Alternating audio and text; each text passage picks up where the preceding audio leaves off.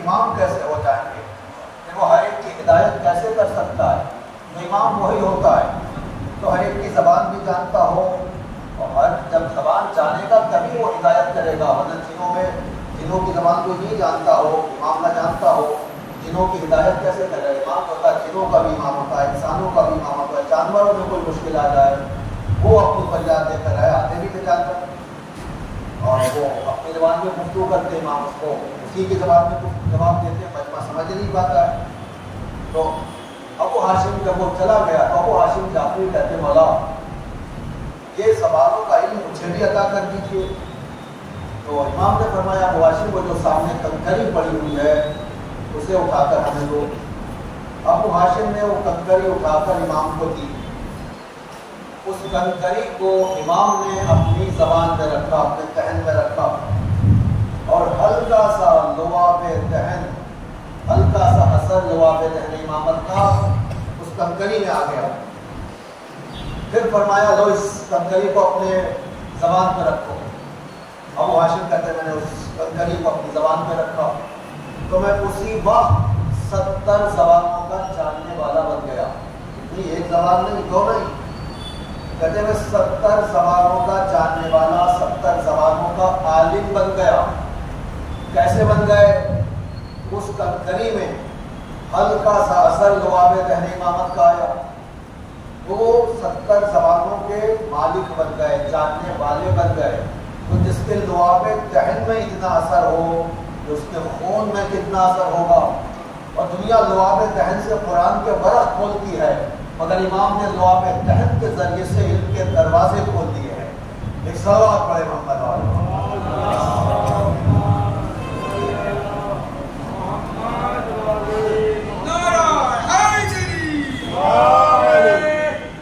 میں نے عرض کیا کہ امام ہر ایک کی زبان جانتا ہے، کوئی بھی زبان ہو، ہندی ہو، گجراتی ہو، فارسی ہو، اب اپنی زبان میں گفتگو کیجیے، امام آپ کو آپ ہی کی زبان میں جواب دیں گے۔ یہ نہیں کہ ہم انگلش میں گفتگو کر رہے ہیں، امام وہ نہیں جانتے ہیں، گجراتی میں بول رہے ہیں، امام وہ نہیں جانتے، نہیں، امام ہر ایک زبان سے واقف ہوتا ہے، اس لیے وہ ہر ایک کے لیے ہادی ہوتا ہے، رہنما ہوتا ہے، ہر ایک کی مشکل کشا کرنے والا ہوتا ہے۔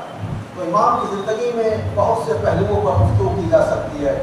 آپ کی دیکھیے امام جو ہوتا ہے ہمارے لیے آئیڈیل ہے، نمونہ آپ کی زندگی میں ہم دیکھیں کہ جو ہمارے لیے آئیڈیل ہے، ان کی زندگی میں خیر کتنا پایا جاتا ہے۔ اگرچہ امام کی زندگی جو ہوتی ہے پوری خیر ہی خیر ہوتی ہے، لوگوں کی مدد کرنے کے لیے، لوگوں کی مشکلات کو دور کرنے کے لیے لوگ آتے تھے امام کے پاس، اپنی اپنی مشکلات لے کر آتے تھے، اور امام کا دربار ہر وقت سجا رہتا تھا۔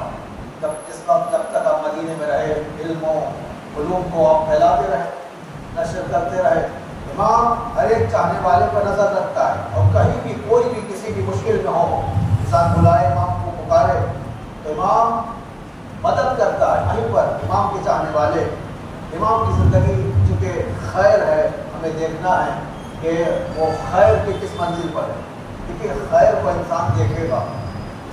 فَمَنْ يَعْمَلْ مِثْقَالَ ذَرَّةٍ خَيْرًا يَرَهُ، ذرہ برابر بھی تم نے اگر خیر کیا ہے تو اسے دیکھو گے، ذرہ برابر بھی برائی کی ہے تو انسان اسے دیکھے گا۔ قیامت میں سب انسان کے سامنے حاضر کر دیا جائے گا۔ سب انسان کی مشکلات میں انسان پھنستا ہے۔ بڑے بڑے ہمارے ایسے علماء با معرفت علم عرفان والے علماء جو گزرے ہیں، ان کے پاس لوگ آتے تھے اور آ کر کہتے تھے میری مشکل یہ ہے، میری یہ پرابلم ہے، مجھے یہ ٹینشن ہے، میرے پاس یہ مصیبت ہے، اس کا کوئی حل بتائیے۔ تو وہ عالم جو ہوتے تھے، بڑے بڑے علماء کو بتاتے تھے دیکھو تم نے کسی کے ساتھ برائی کی ہے، اس کا اثر یہ ہے تمہاری زندگی سے ظاہر ہو رہا ہے کہ تمہاری مشکل آئی ہوئی ہے، یہ تو تمہارے پر مصیبت آئی ہوئی ہے، تم نے کسی کے ساتھ برا کیا ہے۔ جیسا انسان کرے گا ویسا ہی کبھی اس کو اسی دنیا میں بھی اس کے سامنے حاصل کر دیا جائے گا۔ خیر بھی انسان اس دنیا میں بھی دیکھے گا اور آخرت میں بھی انسان دیکھے گا۔ کبھی کبھی خدا اسی دنیا میں انسان کو دکھا دیتا ہے۔ وہ بتاتے تھے دیکھو مشکل کہاں سے ہے۔ تو امام کی پوری زندگی جو ہوتی ہے لوگوں کی مدد کرنے کے لیے امام ہوتا ہے۔ امام کے زمانے میں یونس عباسی خلیفہ کی طرف سے یونس نقاش جو نگینوں پر نقش کیا کرتا تھا. عباسی بادشاہ کی طرف سے ایک نگ آیا اور اس سے کہا گیا کہ اس پر نام جو ہے وہ گندا کر دیا جائے, نام لکھ دیا جائے. بادشاہ نے کہا کہلوا کے بھیجا. اب یہ یونس نقاش جو تھا نقش کرنے میں وہ نگینہ ٹوٹ گیا. اب یہ بڑی مصیبت میں پھنس گیا. اب کیا ہو, بادشاہ جو ہے بڑا ظالم ہے, دربار میں بلائے گا یا قتل کر دے گا یا مجھے زندان میں ڈلوا دے گا. اب یہ دوڑا دوڑا امام کی خدمت میں آتا ہے, امام علی نقی علیہ السلام کی خدمت میں آتا ہے اور آنے کے بعد کہتا ہے حضرت رسول میری وصیت سن لیجیے. کیا ہوا؟ تو بولا بادشاہ نے, عباسی خلیفہ نے میرے پاس ایک نگ بھیجا تھا نقش کرنے کے لیے. نقش کرتے ٹائم جو ہے وہ ٹوٹ گیا ہے. اب وہ بادشاہ جو ہے بڑا جلاد ہے, مجھے دربار میں بلایا جائے گا, آپ میری وصیت سن لیجیے. اور امام نے فرمایا گھبراؤ نہیں, جب بلانے آئے تم چلے جانا تو ہمارا نام لے کے نکلنا. امام نے کوئی اور راستہ نہیں بتایا. کیا فرمایا؟ جب گھر سے جانا تو ہمارا نام لے لینا, کیونکہ امام کے نام میں بھی اثر ہے. امام کا نام اثر رکھتا ہے. علی کا نام مقدس ایک اسم اعظم ہے, جس کسی نے پکارا اسی کے کام آیا. یہ نام بھی ایک اپنا اثر رکھتا ہے. ٹھیک ہے, جب تمہیں بلایا جائے چلے جانا اور ہمارا نام لے کے نکلنا گھر سے جب جانا. اب تھوڑی دیر میں وہ آیا, بادشاہ کی طرف سے سپاہی آ گیا کہ دربار میں تمہیں بلایا گیا. اب وہ نگینہ طلب کرے گا, بن گیا ہوگا, نقش کرنے کے لیے دیا تھا. آپ یہ بڑا کام رہا, لرز رہا ہے. امام نے فرمایا گھبراؤ نہیں, تم چلے جاؤ. اب جیسے یہ دربار میں پہنچا, امام کا نام لے کے نکلا تھا. امام نے کہا تھا تمہیں کچھ ہونے والا نہیں ہے, ہم عبادت کرنے والے ہیں. اب جیسے دربار میں پہنچا تو بادشاہ نے کہا کہ اگر تم نے ابھی تک نگینے پر نقش نہ کیا ہو تو نہ کرنا. میری 2 بیویاں ہیں, اس میں اختلاف ہو گیا ہے. ان کا نگینہ ہمیں چاہیے, دوسری کہتی مجھے چاہیے. تو میں سوچ رہا ہوں کہ اس کے 2 ٹکڑے کرا کے دونوں کو آدھا آدھا دے دیا جائے. ابھی بڑا خوش ہو گیا کہ ٹھیک ہے, وہ کل ہی آپ کو مل جائے گا اور کل ہی میں آپ کو دے دیتا ہوں. خوش ہو گیا, جان بچ گئی. بادشاہ نے کہہ دیا 2 ٹکڑے کر دو, پہلے سے ہو گیا تھا 2 ٹکڑے. اب یہ دربار سے آ جاتا ہے, امام کی خدمت میں آتا ہے, کہتا مولا میری جان بچ گئی, میں آپ کا نام لے کے گھر سے نکلا تھا. امام نے اپنے چاہنے والے کی مدد کر کے بتایا جب دنیا میں اپنے چاہنے والے کو ایک دنیاوی دربار سے, بادشاہ سے بچا سکتے ہیں تو آخرت میں بھی ہم اللہ کے حضور میں اپنے چاہنے والوں کو عذاب الہی سے بھی بچانے والے ہیں. ایک صلوات پڑھے محمد والے.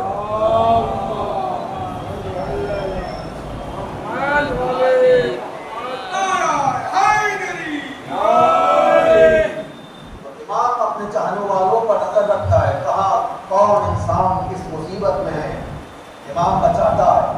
ہمارے بلانے میں کمی ہوتی ہے, ہماری دعا میں وہ اثر نہیں ہوتا ہے, مگر امام جو ہوتا ہے ہر جگہ جب بھی انسان کہیں سے بھی چاہے امام سے توسل کر سکتا ہے.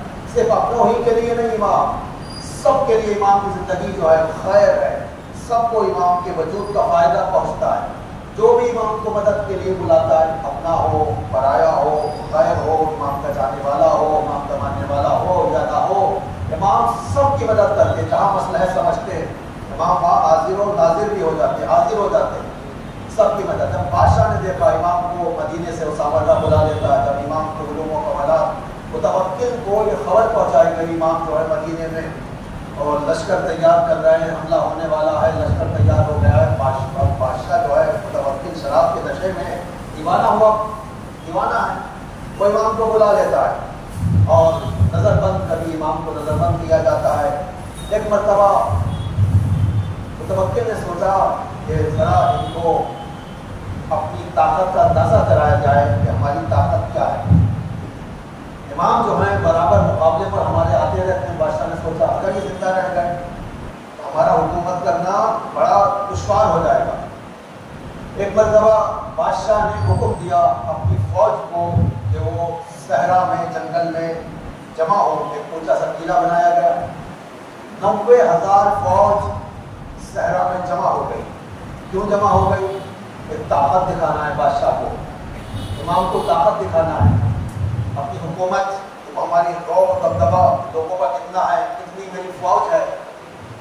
तो 90,000 लोग सहरा में तलवारें, नेज़े, पूरे लश्कर जो है उसका जमा हो गया।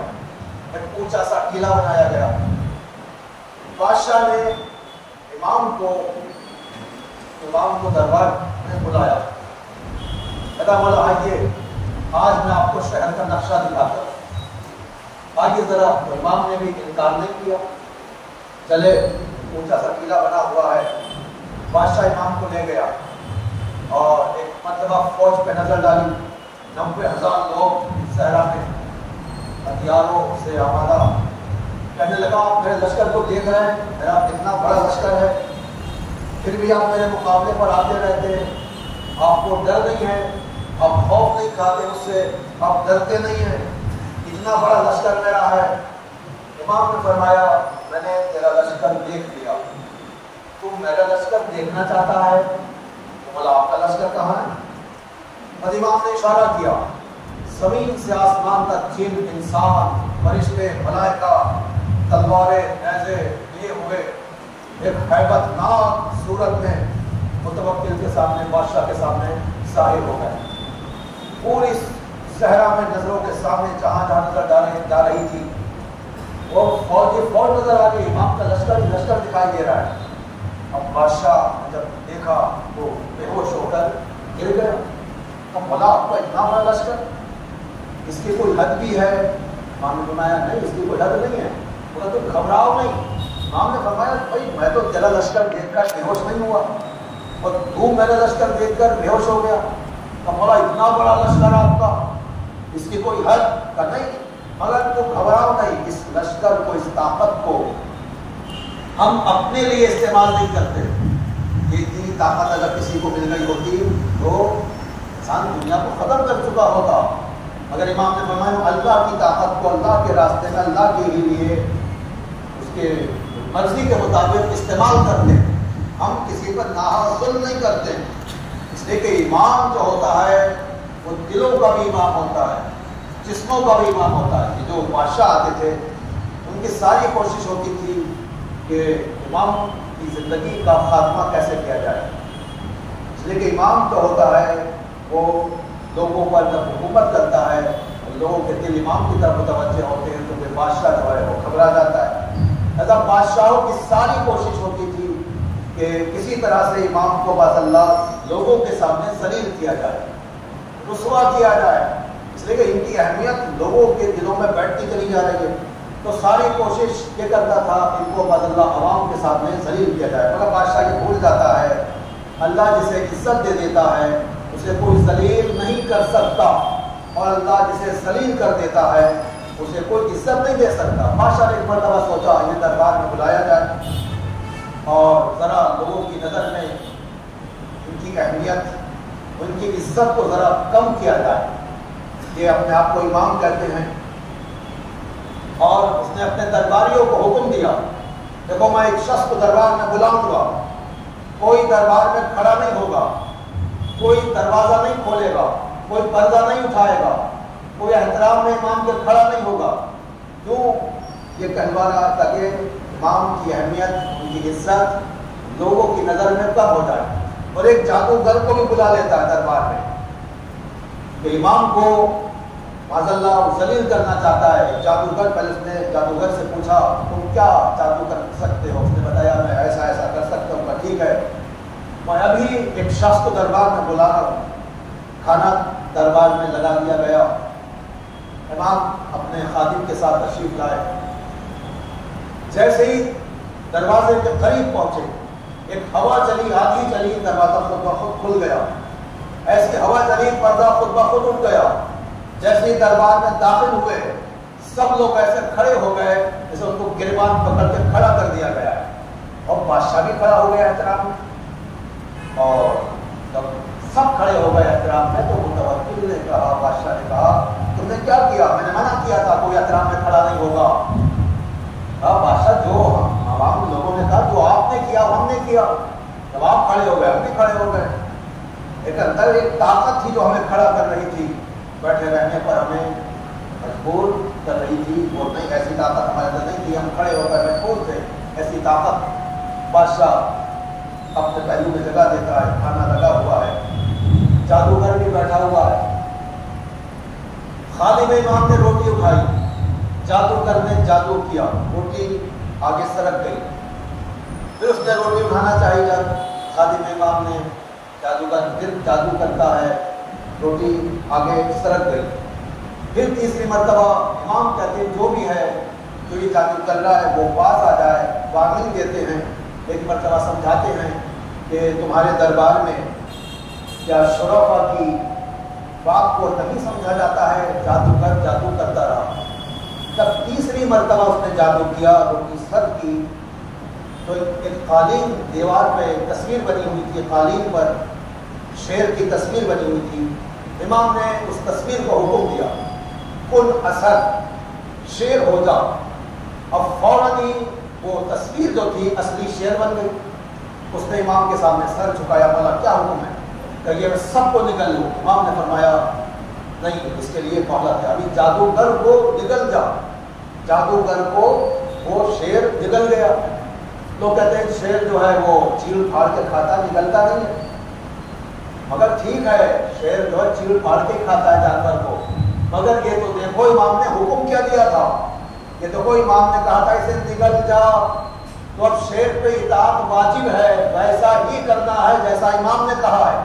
इमाम ने कहा निगल जा, तो अब शेर को निगलना है। वो जादूगर को निगल गया, अब मुतवक्किल लरज रहा है, कांप रहा है। तो बोला हुक्म है, कहिए तो मैं भी मुतवक्किल तो निकल जाऊं। तो इमाम ने फरमाया अभी मोहलत है। अब वो कहता है बादशाह, बोला इस तस्वीर से कहिए, शेर से कहिए कि जादूगर को उगल दे। तो इमाम ने फरमाया अगर असाए मूसा ने फिरौन के जादूगरों को उगल दिया होता तो ये शेर भी मेरी इस जादूगर को उगल देता। एक सलवार पड़े मोहम्मद वाले।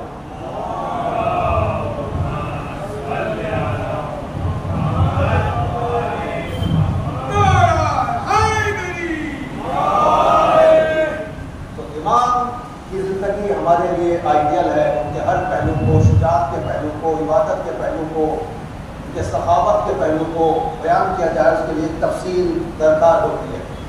तो इमाम की ज़िंदगी का हर पहलू हमारे लिए आइडियल है, उनकी सीरत हमारे लिए हुज्जत है। एक रिवायत जो है 15 ज़िलहिज और एक रिवायत जो इमाम की विलादत की तारीख है वो 5 रजब है। ये इमाम की विलादत की तारीख है। आपकी वालिदा माजिदा जनाब समाना खातून जो एक अजीम किरदार, तहारत व पाकीज़गी में अजीम किरदार की मालिक है। फरमाती जैसे ही बच्चा पैदा हुआ, इसने अपना सर ज़मीन पर रखा, फौरन सर सजदे में रख दिया। यानी इमाम ने सर सजदे में रखकर बताया देखो हम दुनिया में आते हैं तो सजदा परवरदिगार करते हैं, हमारे आने का मकसद बंदगी और इबादत परवरदिगार होता है। हम दुनिया में लहव लाभ के लिए नहीं आते, हम दुनिया में आते हैं आते ही सजदा करते हैं। सजदा करके बताया कि देखो हमारी ज़िंदगी का मकसद इबादत परवरदिगार है। अल्लाह ने हमें जो इस दुनिया में भेजा है लोगों की हिदायत के लिए है। तो आइए विलादत की शब है, खुदावंद आलम की बारगाह में इसी मौलूद को वसीला बनाते हुए जिनकी पूरी ज़िंदगी हमारे लिए आइडियल हुज्जत है, सबसे पहले मुबारकबाद का एक तोहफा भी पेश करते हैं। और आप जानते ही हैं जब किसी के घर विलादत होती है तो लोग तोहफे भी पेश करते हैं, मगर इमाम को दुनियावी तोहफों की ज़रूरत नहीं होती है। अपने ज़माने के इमाम की खिदमत में ऐसा तोहफा हम पेश करते हैं जिसमें वो खुदा भी शरीक हो जाता है और वो सलवात बुलंद तरीन सलवात।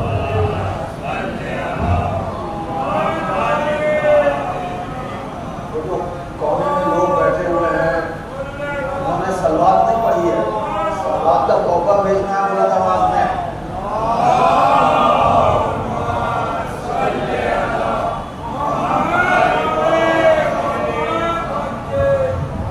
सलवात के तोहफे के साथ साथ खुदावंद आलम की बारगाह में दुआ करते हैं परवरदिगार इस मौलूद का वास्ता दुनिया में जहाँ जहाँ मोमिनीन मोमिनात मरीज़ हों तो शिफाए कामिला व आजिला अता फरमा।